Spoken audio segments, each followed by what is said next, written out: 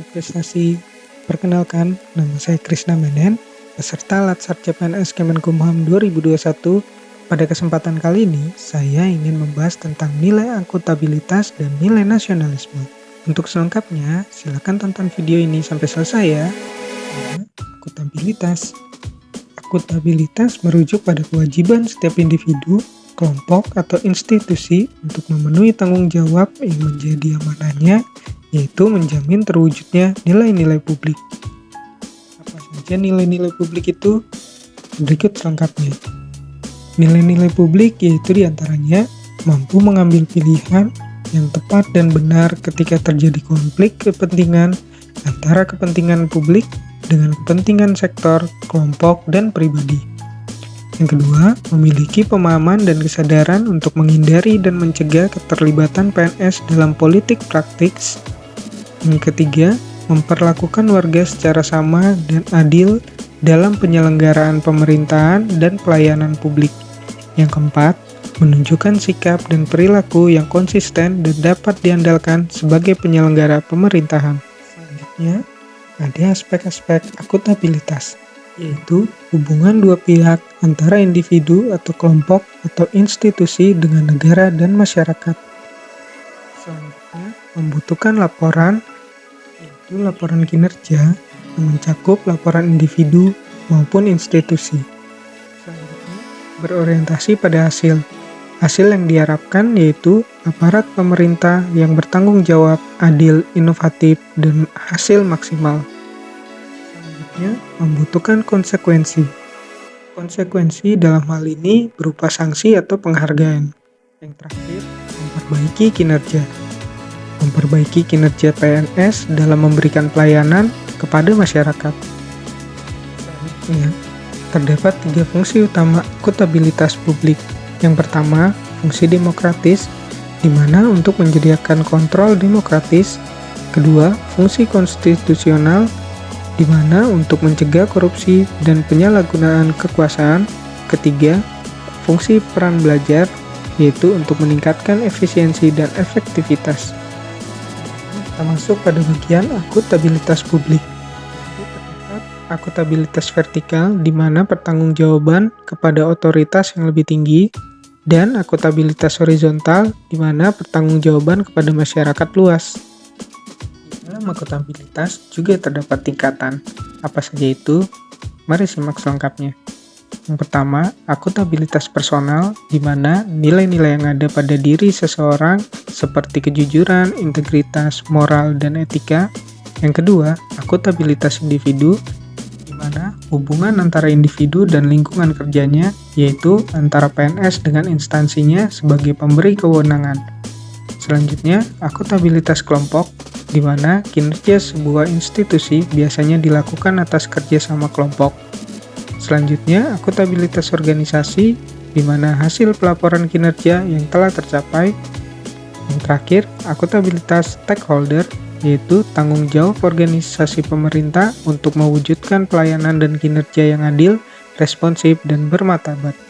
Pada materi selanjutnya, kita juga dikenalkan dengan 4 dimensi mekanisme akuntabilitas. Yang pertama, akuntabilitas kejujuran dan hukum, yaitu terkait dengan kepatuhan terhadap hukum dan peraturan yang diterapkan. Kedua, akuntabilitas kebijakan, yaitu terkait dengan pertanggungjawaban pemerintah atas kebijakan yang diambil. Ketiga, akuntabilitas program, yaitu terkait pertimbangan pencapaian tujuan yang ditetapkan. Keempat, akuntabilitas proses, yaitu terkait dengan prosedur yang digunakan sudah baik dalam hal kecukupan sistem informasi akuntansi, sistem informasi manajemen, atau prosedur administrasi. Seorang PNS, kita harus bisa menjadi PNS yang akuntabel. Yang dimaksud dengan PNS yang akuntabel, berikut selengkapnya. PNS yang akuntabel adalah PNS yang mampu mengambil pilihan yang tepat ketika terjadi konflik kepentingan, tidak terlibat dalam politik praktis, melayani warga secara adil dan konsisten dalam menjalankan tugas dan fungsinya. PNS juga harus dapat menghindari perilaku curang dan koruptif, seperti PNS tidak terlibat dalam penipuan atau korupsi, PNS dilarang berbuat curang dalam menggunakan posisi dan kewenangan mereka untuk keuntungan pribadinya.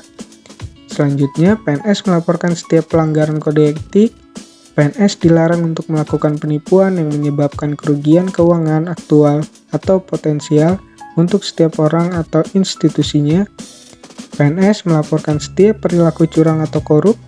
PNS memahami dan menerapkan kerangka akuntabilitas yang berlaku di sektor publik. Selanjutnya, kita masuk ke bagian nasionalisme.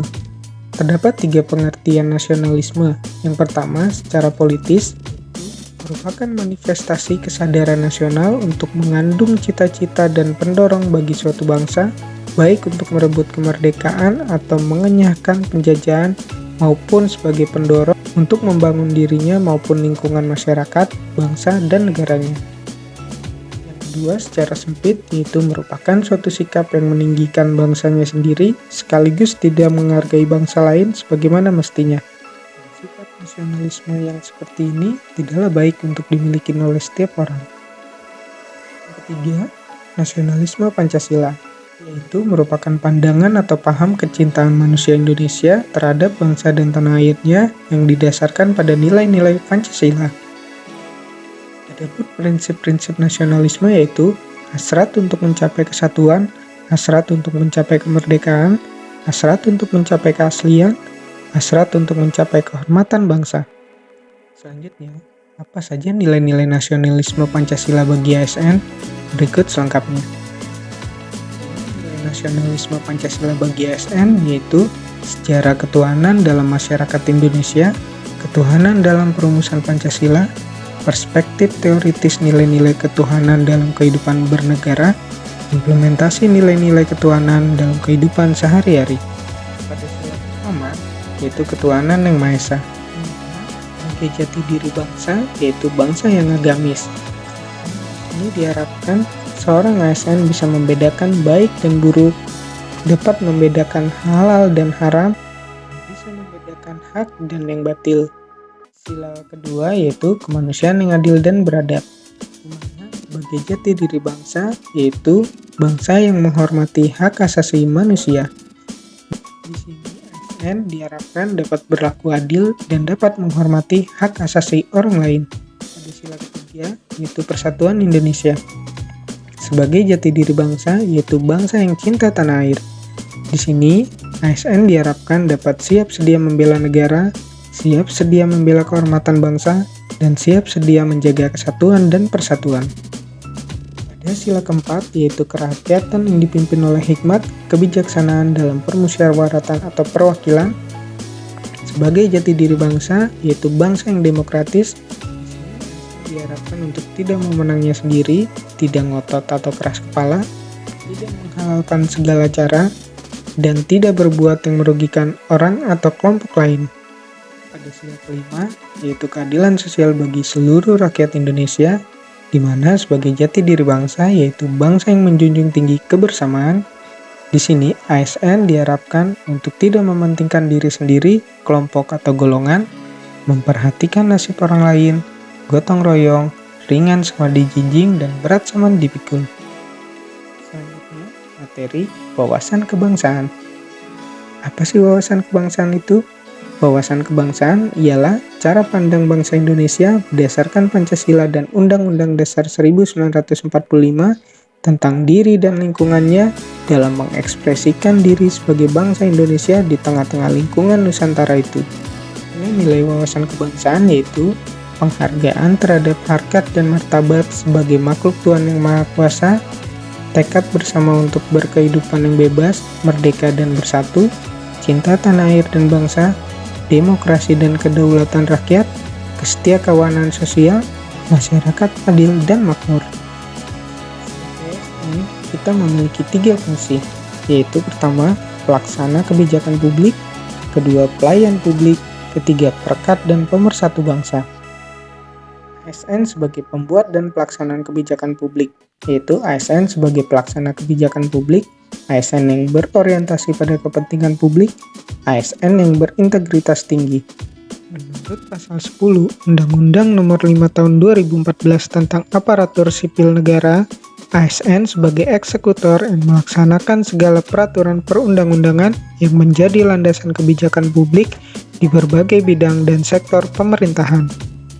Adapun 8 karakteristik pelayanan yang memuaskan pelanggan yaitu: yang pertama, ketepatan waktu pelayanan; kedua, akurasi pelayanan; ketiga, keramahan dalam pelayanan; keempat, kemudahan mendapatkan layanan; kelima, mendapatkan pelayanan; keenam, pelayanan yang bertanggung jawab; ketujuh, pelayanan spesifik; ke-8, kemudahan diakses. Selanjutnya, ASN sebagai perekat dan pemersatu bangsa.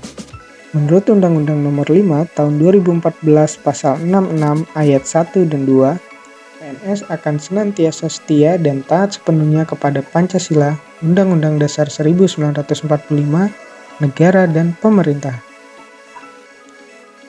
Dan juga, PNS harus memiliki jiwa nasionalisme dan wawasan kebangsaan yang kuat, memiliki kesadaran sebagai penjaga kedaulatan negara, menjadi perekat bangsa dan mengupayakan situasi damai di seluruh wilayah Indonesia, dan menjaga keutuhan NKRI. Peran ASN dalam menciptakan kondisi damai. Apa saja peran-perannya? Yaitu bersikap netral dan adil, mengayomi kepentingan kelompok minoritas, dan tidak membuat kebijakan diskriminatif. Terakhir, menjadi figur teladan di lingkungan masyarakat. Sahabat prestasi, sampai di sini dulu penjelasan yang dapat saya berikan. Semoga dapat bermanfaat ya. Salam sehat, salam prestasi.